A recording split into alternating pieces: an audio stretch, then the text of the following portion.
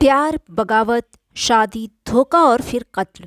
इन दिनों एक केस चर्चा का विषय बना हुआ है, सौरभ राजपूत मर्डर केस। इस केस ने न सिर्फ पूरे देश को हिला कर रख दिया, बल्कि पति पत्नी जैसे पवित्र रिश्ते को भी कलंकित कर दिया। 3 मार्च 2025 को रोजाना की तरह सौरभ राजपूत रात का खाना लेने अपने पेरेंट्स के घर पहुंचता है। घर पर उसकी मनपसंद की कोफ्ते की सब्जी बनी हुई थी।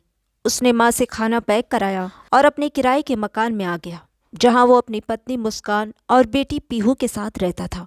चूंकि रोजाना रात का खाना वो माँ के यहाँ से लाता था, इसलिए अगले दिन यानी कि 4 मार्च को जब वो खाना लेने घर नहीं पहुंचा तो उसके भाई ने उसे मैसेज करके पूछा, तो सौरभ ने बताया कि वो मुस्कान के साथ शिमला घूमने आ गया है और वो वापस होली के बाद ही आएगा। इसके बाद घर वाले मुतमईन हो गए। इसी दौरान जिस मकान में सौरभ और मुस्कान रहते थे, उसके मालिक का मुस्कान के पास फोन आता है कि उसे मकान का रिनोवेशन कराना है, इसलिए वो मकान खाली कर दे। इस पर मुस्कान कहती है कि वो और सौरभ घूमने के लिए शिमला आए हुए हैं, वापस आकर वो घर खाली कर देंगे। खैर 17 मार्च को मुस्कान वापस आ जाती है और चूंकि उसे मकान खाली कराना था और उसे लाश से भी छुटकारा पाना था, इसलिए वो एक लोडर बुक करती है और सामान ढोने के लिए 2 मजदूर हायर करती है। मजदूर आते हैं तो सबसे पहले वो उन्हें उस रूम में ले जाती है जिस रूम में वो ड्रम रखा हुआ था। मुस्कान उसे उठाकर लोडर में रखने को कहती है। मजदूरों ने उसे उठाने की कोशिश की तो वो इतना भारी था कि उनसे उठ ही नहीं रहा था। उन्होंने मुस्कान से पूछा कि इसमें ऐसा क्या है जो इतना भारी है। मुस्कान ने उन्हें बताया कि इसमें कबाड़ का सामान भरा हुआ है। इसी बीच ड्रम उठाने के चक्कर में ड्रम का ढक्कन थोड़ा सा खुल जाता है। ढक्कन खुलते ही ड्रम के अंदर से इतनी तेज बदबू फैली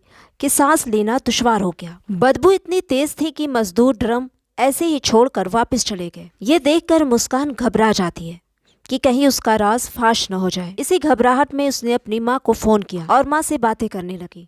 उसकी बातों से उसकी माँ को लगता है कि वो परेशान है। वो पूछती है कि क्या हुआ, सौरभ से झगड़ा हुआ है क्या। इस पर मुस्कान रोने लगती है और कहती है कि वो घर पर आकर बताएगी। उसी दिन यानी कि 18 मार्च को शाम 4 बजे के करीब मुस्कान अपने पेरेंट्स के घर पहुंचती है, जो कि उसके घर से थोड़ी ही दूरी पर था। घर पहुंचते ही वो रोने धोने लगती है और घर वालों के पूछने पर वो जो बताती है उसे सुनकर उसके माँ बाप शॉक्ड रह गए। उसने बताया कि जब हम शिमला से घूमकर वापस आए तो उसी दिन सौरभ के परिवार वाले 5-6 लोगों के साथ घर पर आए और मेरी आंखों के सामने सौरभ का मर्डर कर दिया। ये सुनकर मुस्कान के पेरेंट्स को थोड़ा अजीब लगता है, क्योंकि उन्हें यकीन था कि सौरभ की फैमिली ऐसा कर ही नहीं सकती। इसलिए उन्होंने थोड़ा लाड प्यार और थोड़ी सख्ती से उससे पूछा कि क्या हुआ है, सच सच बताओ। तब मुस्कान बताती है कि उसने साहिल के साथ मिलकर सौरभ का मर्डर कर दिया है। ये सुनकर मुस्कान के पेरेंट्स के पैरों के नीचे से मानो जमीन ही निकल गई। इसके बाद मुस्कान के पेरेंट्स मुस्कान को लेकर करीबी थाना पहुंचते हैं और पुलिस को सारी बात बताते हैं। पुलिस तुरंत हरकत में आती है और मुस्कान के घर पहुंचती है। घर पहुंचकर पुलिस मकान मालिक से घर खुलवाकर उस कमरे में पहुंचती है जहां नीले रंग का वो ड्रम रखा हुआ था। पुलिस ने जैसे ही उसका ढक्कन खोला, पूरे घर में तेज दुर्गंध फैलने लगती है। अब पुलिस को उस ड्रम को पोस्टमार्टम हाउस भिजवाना था, इसलिए वो ड्रम को उठाकर पोस्टमार्टम के लिए भेज दे। ड्रम इतना भारी था कि 10 पुलिस वालों ने बड़ी मुश्किल से उठाकर उसे लोडर में रखा और पोस्टमार्टम हाउस में जब ड्रम को काटने की कोशिश की गई तो वो नाकाम हो गई, क्योंकि ड्रम में ऊपर तक सीमेंट जमकर सख्त हो चुका था। इसलिए पुलिस मैकेनिक को बुलाती है और ड्रिल मशीन से ड्रम को कटवाती है। तो उसके बाद जो नज़ारा वहां मौजूद लोगों ने देखा वो शायद उन्होंने अपनी पूरी जिंदगी में न देखा हो। सीमेंट के टुकड़ों के साथ साथ सौरभ की बॉडी के भी टुकड़े उस ड्रम से निकलते हैं। जो सौरभ अपनी पत्नी को एक अच्छी लाइफ देने के लिए परदेश में मेहनत कर रहा था, वो सौरभ जिसने मुस्कान के लिए अपने घर वालों तक से बगावत कर ली, वही सौरभ मुस्कान के ही हाथों उस ड्रम में टुकड़ों की सूरत में मौजूद था। अब सवाल ये था कि आखिर एक पत्नी ने अपने ही पति को इतनी बेरहमी से मौत के घाट क्यों उतारा। ये जानने के लिए हमें चलना होगा आज से 15 साल पीछे, साल 2011 में। उस वक्त सौरभ महज 13 साल का था जब वो पहली बार मुस्कान से मिलता है। मुस्कान के नाना एस्ट्रोलॉजर थे और सौरभ की माँ अक्सर उनके यहाँ कुंडली दिखाने जाया करती थी। उनका घर सौरभ के घर से 3 किलोमीटर की दूरी पर था। सौरभ भी कभी कभार अपनी माँ के साथ जाया करता था। इसी दौरान मुस्कान से उसकी पहली मुलाकात होती है और फिर दोनों में दोस्ती हो जाती है। और दोस्ती फिर धीरे धीरे प्यार में बदल जाती है। 5 साल तक दोनों के बीच बातचीत होती रही। इसी दौरान सौरभ ने अपने घर में मुस्कान से शादी की इच्छा जाहिर की, लेकिन परिवार ने मुस्कान से शादी से मना कर दिया। उस वक्त सौरभ और मुस्कान दोनों ही नाबालिग थे।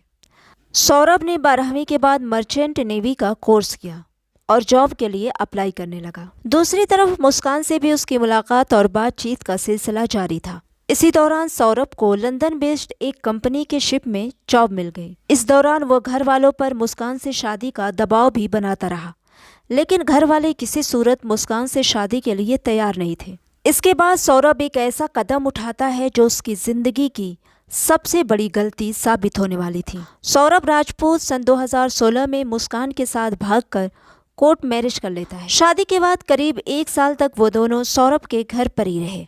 जब तक मुस्कान सौरभ के घर पर रही, रोज किसी न किसी बात को लेकर घर में कलेश होता रहता था। इसलिए सौरभ मजबूर होकर घर छोड़कर मुस्कान के साथ किराए के घर में रहने लगा। साल 2019 में उनके घर एक बेटी का जन्म होता है। दोनों बहुत खुश थे। साल 2020 में सौरभ नौकरी के सिलसिले में लंदन चला जाता है। 5 से 6 महीना तक तो सब ठीक था, लेकिन फिर मुस्कान अपने आप को अकेला महसूस करने लगी। इसी दौरान मुस्कान अपने एक स्कूल ग्रुप के जरिए अपने साथ 8वीं क्लास में पढ़ने वाले साहिल शुक्ला के साथ कांटेक्ट में आती है और यहीं से शुरुआत होती है एक ऐसे खेल की जो बहुत सी जिंदगियों को बिखेरने वाला था। व्हाट्सएप ग्रुप से ही वो साहिल का नंबर लेती है और दोनों में बातचीत शुरू हो जाती है। बातचीत के अलावा वो बाहर मिलने भी लगे और फिर धीरे धीरे साहिल मुस्कान के घर भी आने जाने लगा और जल्द ही दोनों के बीच अवैध संबंध बन गए। साथ ही दोनों मिलकर हर तरह का नशा भी करने लगे और इस तरह की बातें कोई लाख छिपाए लोगों की नजरों में आ ही जाती है। मकान मालिक की नजरों से भी ये सारी चीजें छिपी नहीं रही और आखिरकार एक दिन उसने सौरभ को सब कुछ बता दिया। ये सब सुनकर सौरभ का दिल इस बात पर यकीन नहीं कर पा रहा था, लेकिन जब वो घर आया तो एक दिन उसने मुस्कान के मोबाइल में उसकी और साहिल की चैट पढ़ ली। ये देखकर वो शॉक्ड रह जाता है कि जिस लड़की को वो बेइंतहा प्यार करता है वो पीठ पीछे उसे धोखा दे रही है। इस बात को लेकर दोनों में बहस भी होती है। इस तरह से उनके रिश्ते धीरे धीरे बिगड़ने लगते हैं। सौरभ हर मुमकिन कोशिश कर रहा था कि मुस्कान सुधर जाए, लेकिन मुस्कान में जब कोई सुधार नहीं आया तो मजबूर होकर साल 2021 में उसने डिवोर्स फाइल कर दिया, लेकिन किसी वजह से उनका डिवोर्स नहीं हो पाया। इसके बाद साल 2023 में सौरभ जॉब के सिलसिले में फिर लंदन चला जाता है। उसके जाने के बाद एक बार फिर मुस्कान आज़ाद हो गई और वो पहले की तरह ही साहिल को घर बुलाने लगी और दोनों मिलकर खूब नशा करते। ये सारी बातें किसी न किसी के जरिए सौरभ तक पहुंचती तो वो फोन कर मुस्कान को समझाने की कोशिश करता, लेकिन मुस्कान के ऊपर उसके समझाने का कोई असर नहीं होता था। वो वही करती जो उसका मन करता। धीरे धीरे वो नशे की इतनी आदी हो गई कि उसके बिना वो 1 मिनट भी नहीं रह पाती। इसी दौरान नवंबर 2024 में एक दिन सौरभ उसे बताता है कि अगले साल फरवरी में वो आ रहा है। ये सुनकर मुस्कान परेशान हो उठी। उसे लगने लगा कि अगर सौरभ घर आ गया तो उसकी आज़ादी खत्म हो जाएगी, न वो नशा कर पाएगी और न ही साहिल के साथ मौज मस्ती। और फिर वो नवंबर 2024 से ही सौरभ को रास्ते से हटाने की साजिश तैयार करने लगी। उसने अपनी साजिश में साहिल को भी शामिल कर लिया, लेकिन उसने जिस तरह साहिल को अपने जुर्म में शामिल करने के लिए मनाया वो भी काफी हैरान कर देने वाला है। दरअसल साहिल को नशे की लत ने उसको इतना अंधविश्वासी बना दिया था कि वो अपनी मरी हुई माँ से बातें करता। इसके लिए वो खुद ही स्नैपचैट से खुद को अपनी ही माँ बनकर मैसेज करता और उसे लगता कि उसकी माँ उससे बातें करती है। और ये बात उसने मुस्कान को भी बता दी थी और शातिर दिमाग मुस्कान ने साहिल के इस अंधविश्वास को अपने फायदे के तौर पर इस्तेमाल किया। उसने अपने भाई के नंबर से सिम लिया और स्नैपचैट पर अकाउंट बनाकर साहिल को उसकी माँ बनकर बातें करने लगी। मुस्कान का मकसद था साहिल की माँ के थ्रू साहिल से कुछ भी करवाना, क्योंकि वो जानती थी कि साहिल की माँ की हर बात साहिल के लिए पत्थर की लकीर होती है। साहिल तो पहले ही मुस्कान का दीवाना था, अब तो अपनी माँ की बातों में आकर वो मुस्कान की हर बात मानने लगा। स्नैपचैट पर मुस्कान को साहिल की माँ बनकर बात करने की वजह से साहिल का इंटरेस्ट धीरे धीरे तंत्र मंत्र में भी होने लगा और इसमें भी कहीं न कहीं मुस्कान का ही हाथ था। और फिर जिस मकसद के लिए वो साहिल से साहिल की माँ बनकर बात कर रही थी, उसने एक दिन मौका देखकर वो बात कह ही दी। उसने साहिल की मां बनकर साहिल को मैसेज किया कि सौरभ का वध मुस्कान के हाथों ही होगा, यानी वो खुद ही अपने पति को अपने हाथों से मारना चाहती थी। खैर, इस तरह से साहिल मुस्कान के बहकावे में आकर सौरभ के मर्डर की साजिश का हिस्सा बन गया। उसे भी लगने लगा कि सौरभ के बाद मुस्कान पूरी तरह से उसकी हो जाएगी। खैर, इसके बाद दोनों मिलकर ऐसी जगह की तलाश में लग गए जहां मर्डर के बाद सौरभ की लाश को ठिकाने लगाया जा सके। इसके लिए उन्होंने अपने जानने वालों से भी पूछा कि अगर किसी को पूजा का सामान वगैरह गाड़ना हो तो कौन सी जगह बेहतर होगी। इधर ये दोनों सौरभ के मर्डर की प्लानिंग में लगे हुए थे, वहीं दूसरी तरफ सौरभ इस सबसे अनजान मुस्कान की बर्थडे पार्टी की प्लानिंग करते हुए इंडिया आने की तैयारी में लगा हुआ था। और आखिरकार 24 फरवरी 2025 को सौरभ राजपूत इंडिया आ जाता है, क्योंकि 25 फरवरी को मुस्कान का बर्थडे था और 28 फरवरी को उसकी बेटी पीहू का। वह इस पल को यादगार बनाना चाहता था, क्योंकि पिछले काफी दिनों से दोनों के रिलेशन खराब चल रहे थे। इसलिए उसने सोचा कि मुस्कान का बर्थडे स्पेशल बनाकर वो मुस्कान को खुश कर देगा। इस तरह उनके बीच आई दूरियां कम हो जाएंगी। उसे कहाँ पता था कि वो जिसकी खुशी के लिए इतना सोच रहा है, वो तो उसके लिए ऐसा प्लान तैयार किए बैठी है जो उसकी जिंदगी के दिए कोई हमेशा के लिए बुझा देगा। खैर, प्लानिंग के तहत 25 फरवरी 2025 को मुस्कान सौरभ से कहती है कि उसे सिर में दर्द और काफी स्ट्रेस है, वो उसे किसी डॉक्टर के पास ले जाए। सौरभ मुस्कान को डॉक्टर के पास ले जाता है, जहां डॉक्टर चेकअप के बाद मुस्कान को स्ट्रेस कम करने के लिए कुछ नींद की गोलियां लिखता है। लेकिन चूंकि डॉक्टर की लिखी हुई दवाइयां कम थी, इसलिए मुस्कान ने गूगल पर सर्च करके खुद ही डॉक्टर की पर्ची पर स्लीपिंग पिल्स लिख दी, क्योंकि ये दवाइयां बिना डॉक्टर के पर्चे के नहीं मिलती। अब चूंकि राइटिंग में फर्क था, इसलिए उसने पर्ची की फोटो अपने मोबाइल में खींचकर मेडिकल स्टोर से वो दवाइयां खरीद ली। और उसी दिन उसने एक शॉप से 2 चाकू, एक उस्तरा और ब्लैक पॉलीथीन भी खरीदी। सारी प्लानिंग के बाद वो अब सही मौके का इंतजार करने लगी और फिर उसने दिन चुना अपनी बर्थडे वाले ही दिन का। एक तरफ जहां सौरभ इस बर्थडे को लेकर काफी एक्साइटेड था, वहीं मुस्कान अपनी खूनी साजिश को अंजाम तक पहुंचाने में लगी हुई थी। अपने बर्थडे वाले दिन उसने सौरभ की ड्रिंक में नींद की दवाइयां मिला दी, लेकिन इत्तेफाक से सौरभ ने वो ड्रिंक पी ही नहीं। इसलिए जन्मदिन वाले दिन मुस्कान का प्लान फेल हो गया। प्लान तो फेल हो गया था, लेकिन मुस्कान का इरादा नहीं।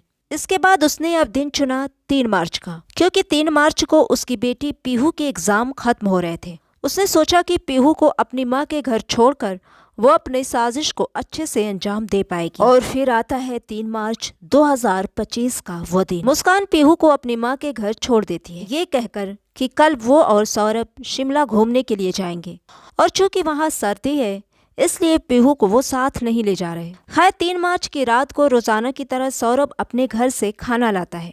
उस दिन खाने में उसकी फेवरेट कोफ्ते की सब्जी थी। मुस्कान ये मौका हाथ से नहीं जाने देना चाहती थी। उसने झट खाने में नींद की दवाइयां मिलाकर खाना सौरभ के सामने परोस दिया। खाना खाने के थोड़ी देर बाद ही सौरभ बेहोश हो जाता है।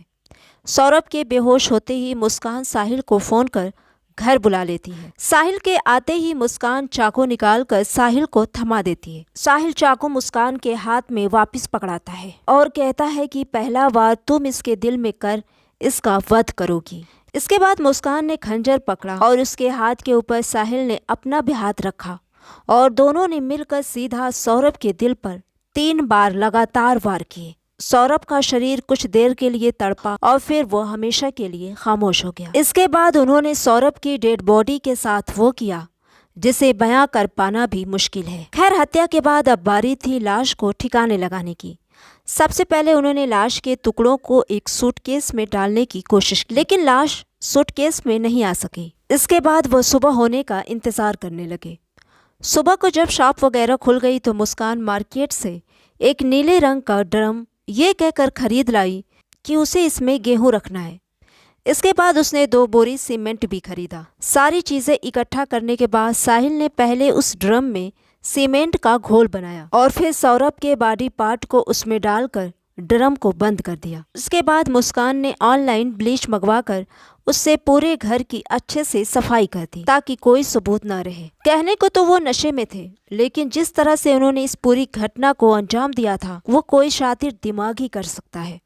उसी दिन यानी कि 4 मार्च 2025 को शाम 7 बजे मुस्कान 35,000 में एक कैब बुक करती है और साहिल के साथ शिमला घूमने के लिए निकल जाती है। 11 मार्च को उसने साहिल का बर्थडे खुशी खुशी सेलिब्रेट किया। उनके चेहरे और हाव भाव कहीं से नहीं लग रहा था कि पीछे उन्होंने कितना खौफनाक कांड को अंजाम दिया है। वह इंसानियत की हद पार कर शैतान की सफ में शामिल हो चुके थे। खैर उन्होंने 3 दिन शिमला में स्टे किया, फिर मनाली गए और वहाँ 3 दिन रुके। उसके बाद वो कसौल आ गए, जहाँ उन्होंने नशे में धुत होकर होली का त्योहार मनाया। 6 दिन कसौल में रुकने के बाद 17 मार्च 2025 को वो वापस मेरठ आ जाते हैं। इस दौरान मुस्कान सौरभ के मोबाइल पर आए सौरभ के भाई बहन के मैसेज का रिप्लाई भी दे रही थी। साथ ही साथ सौरभ के साथ पुरानी पिक्स भी उसकी बहन को शेयर की, ताकि किसी को कोई शक न हो और उन्हें लगे कि वो शिमला सौरभ के साथ ही है। और अगर सौरभ के मोबाइल पर किसी जानने वाले की कॉल आती